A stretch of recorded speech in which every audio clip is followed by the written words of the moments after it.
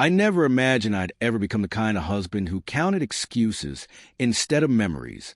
But there I was, sitting on the edge of our bed, staring at my wife, the same woman who once couldn't fall asleep unless she was tucked under my arm, reading off 10 different reasons she wasn't in the mood anymore. She literally wrote them down on a small notepad. Number 1, I'm exhausted. Number 2, it's not you, it's my hormones. Number 3, you don't help out enough. She kept going reason after reason, and every single one felt like another crack breaking what was left of our closeness. I didn't jump in. I didn't argue. I just listened, because I learned over the years that silence usually reveals more truth than talking. Except as she talked, what stood out to me wasn't the words.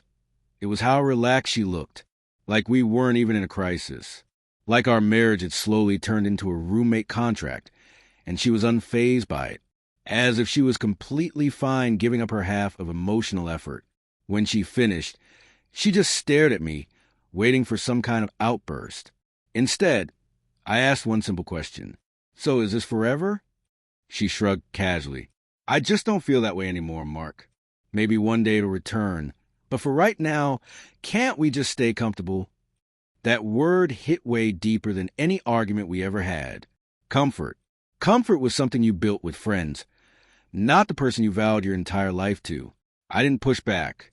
I didn't plead. I just said quietly, all right, you have your 10 reasons. I'll come up with mine. That night, sleep wouldn't come. I stared at the ceiling, replaying every single year of effort, every home-cooked dinner, every bouquet, every conversation I tried to start that led nowhere. That's when it clicked. I'd been feeding something that already died. And the worst part? Love without effort slowly becomes a different type of betrayal that no one talks about. By the morning, I had my own list. 10 consequences. Not out of revenge, but out of dignity. I left for work without saying a single word. No kiss. No coffee poured. No, do you need anything? Check-ins. Silence. When I returned that evening, consequence number 1 began. I stopped being always available. For years, I was the one quietly keeping everything running.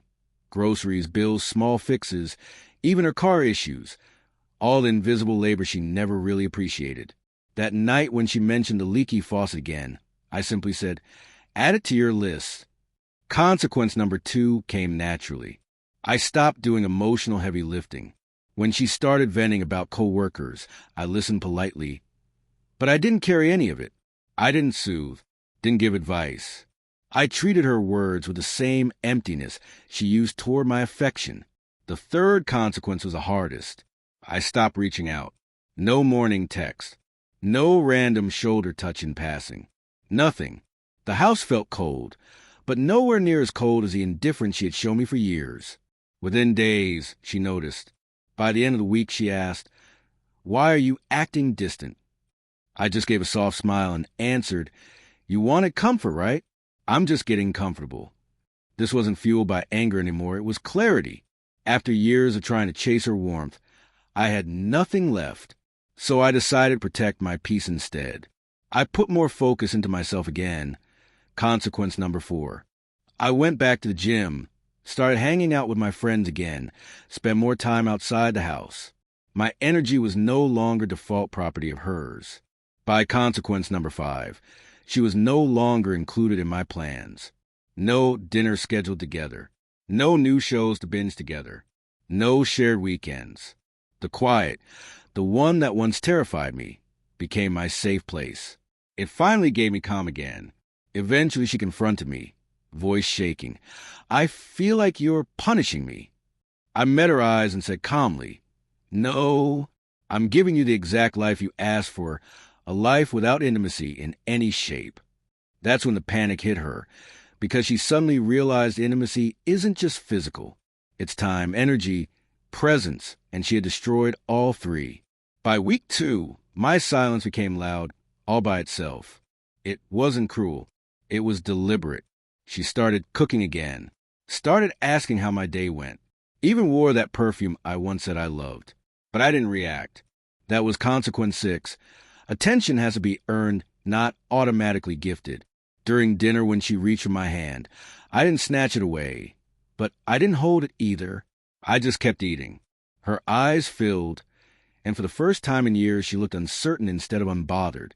She always assumed no matter how unseen she made me feel, I would always come back and try again. This time she was wrong. Consequence 7 happened when she asked to plan a weekend together.